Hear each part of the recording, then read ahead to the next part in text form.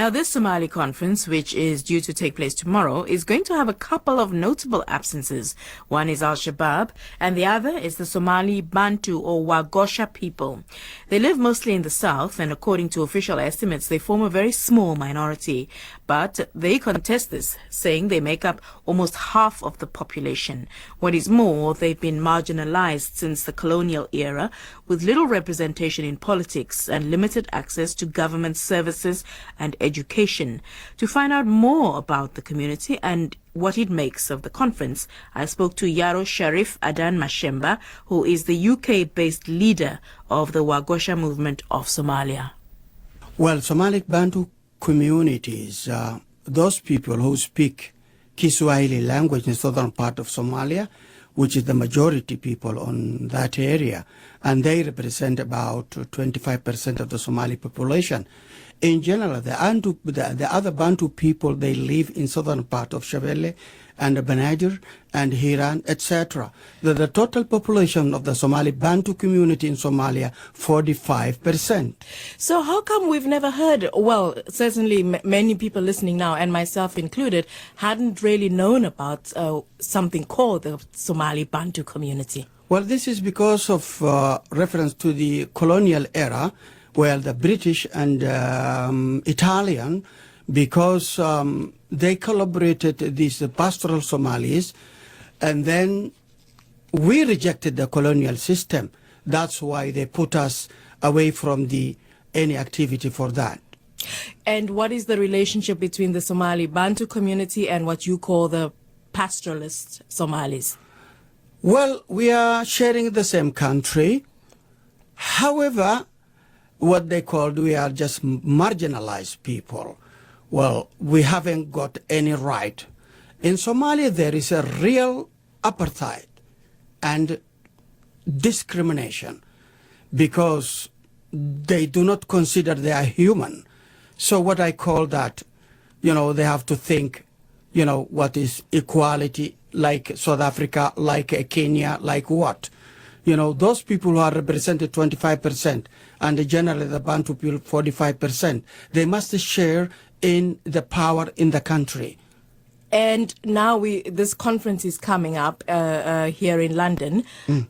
So I'm wondering, are you, as the Somali Bantu community, are you represented at this conference? No, they rejected. Who rejected? By the British authorities. I asked them, I wrote to them, they refused.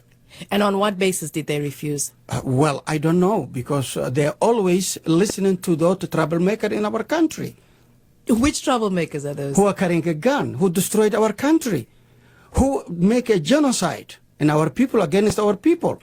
And but aren't they Somalis that you're talking about? Other Somalis, your fellow countrymen and women? Pastoral Somalis. Those people are the troublemakers, the warlords, who are the listening by the international community. So you're saying in the last 20 years, when all of this tension was going on in Somalia, there was also fighting going on against the Somali Bantu community? Yes. Well, they are fighting each other to take our land. And then when they reach any village, the Bantu people, they slaughter, they kill. So are you in support now of this conference going on here in London? No, I don't think that this process is going to fail, because every clan, what they call by themselves majority, which is not true, he wanted to rule the country. What issues would you say should be brought to the table at this conference to make it a legitimate conference that you would want to be part of as well, that you feel would solve the problems of Somalia? If they need a peace in Somalia, they have to think of justice and equality in front of the law. So what are you going to do? You're not even going to go out there and protest or try and, observe what's happening? So peace is very important for all nations nowadays. We are thinking to fight. We will fight. What sort of fight? By gun. Why? Because we are discriminated completely. It doesn't seem but it hasn't worked in Somalia up to now. Well, look, stability for justice, we require that one. We wrote to the international community. We talked to the only way remaining is to carry the gun to find our right. I must ask you, are you serious in this proposal that you're making? Because up to now, you haven't carried a gun in Somalia, from the history that I've read about and what you've told me about. So why now? Because it is the end. Because they prepared constitution, which you completely are rejecting. The constitution will be against me. So I tell to the international community, they have to listen to us. Otherwise, we find a gun. And where would you get support for this arms struggle? Ourselves.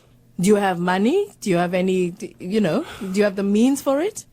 They say that, a proverb that if you want to destroy anything, you got many friends. Yarow Sharif Adan Mashemba, leader of the Wagosha movement of Somalia, based in Wales, here in the United Kingdom. And in case you missed it, he provided our proverb this morning. If you want to destroy anything, you'll have many friends, he said.